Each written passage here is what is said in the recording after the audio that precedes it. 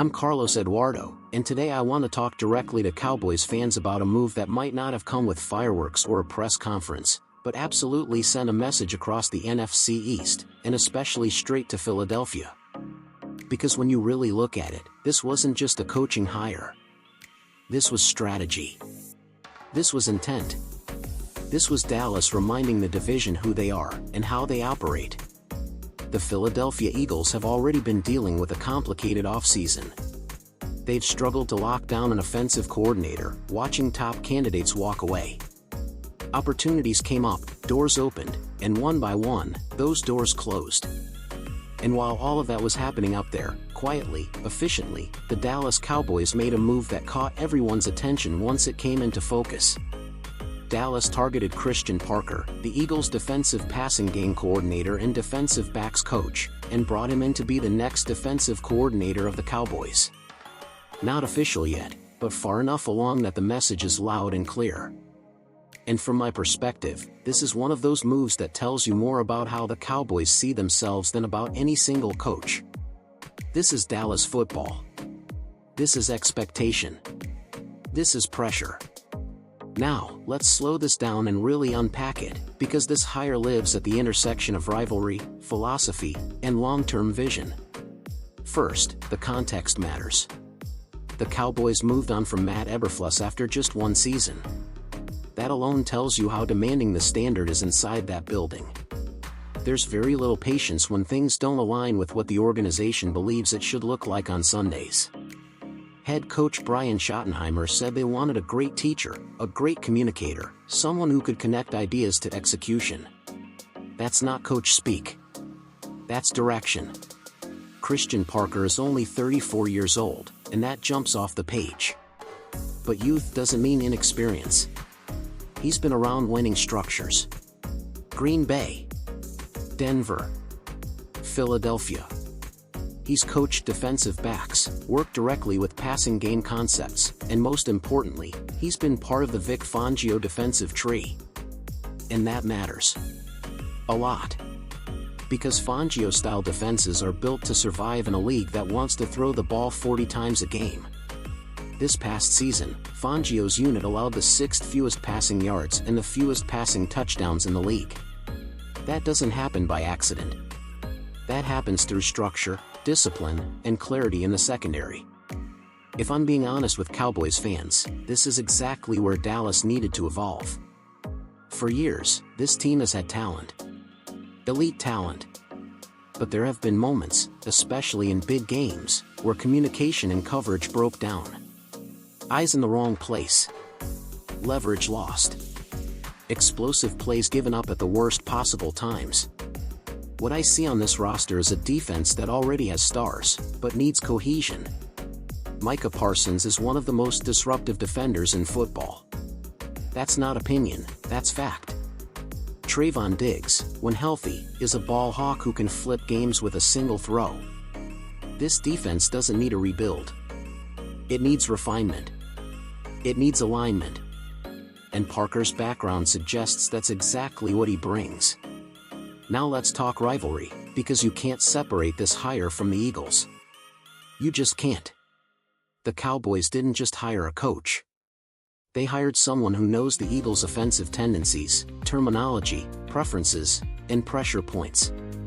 That doesn't mean secret playbooks. Let's be clear. This isn't espionage. But it is familiarity. It is insight. And in a division where games are often decided by a handful of snaps, that matters. In my opinion, this move sends a subtle but unmistakable message. Dallas is not afraid to go behind enemy lines if that's where improvement lives. And that confidence is rooted in history. This franchise doesn't operate like a small market team hoping things break its way. This is America's team. That's not branding fluff. That's decades of expectation built by legends. Tom Landry set the standard for innovation and discipline. Roger Staubach defined leadership and poise. Emmitt Smith, Troy Aikman, Michael Irvin, those names aren't just history, they're benchmarks. Every era of Cowboys football is judged against them. And that pressure still exists today. Dak Prescott carries it every time he steps into the huddle. CeeDee Lamb feels it every time he lines up outside. Micah Parsons hears it every time he puts his hand in the dirt. This team doesn't just play to win games. They play under a microscope. That's why coaching hires matter so much in Dallas. This isn't a flashy, headline-chasing move. Dallas didn't bring in a former head coach with a big name and a big ego. They brought in someone who fits a vision. From my perspective, the most interesting part of this hire is that Parker would be the first Cowboys defensive coordinator since 2014 without prior NFL head coaching experience. That's not an accident. That's intentional. It tells me the Cowboys want growth, not recycling. They want ideas, not reputation. They want someone who's hungry, adaptable, and willing to build something rather than defend what he's already done. Now, let's connect this to the NFC East as a whole. This division is never quiet. Philadelphia, Dallas, New York, Washington, there's always tension. But the Cowboys and Eagles sit at the center of it. Every move is magnified.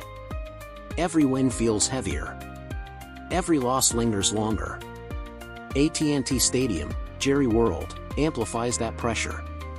When the lights come on and that roof closes, it's not just loud. It's judgmental. Every blown coverage gets replayed on that massive screen. Every big stop sends a wave through the building.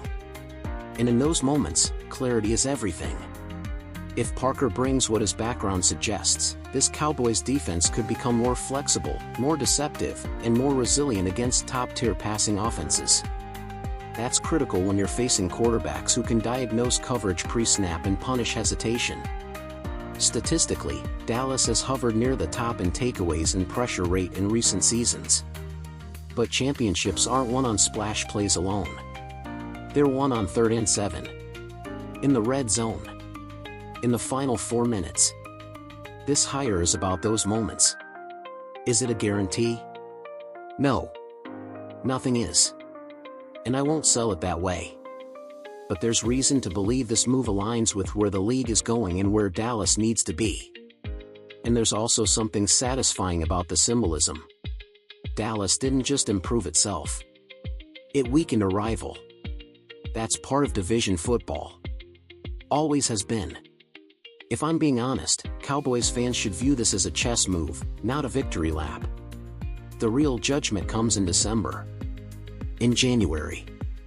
When adjustments matter more than emotion. But make no mistake, this tells us something important. The Cowboys are not standing still. They are not afraid to pivot. And they are very aware of who they are chasing. This franchise has lived with expectation for generations. It doesn't run from it. It embraces it. And as this new chapter on the defensive side begins, the message to the locker room and the division is simple. Dallas is watching. Dallas is learning. And Dallas is coming.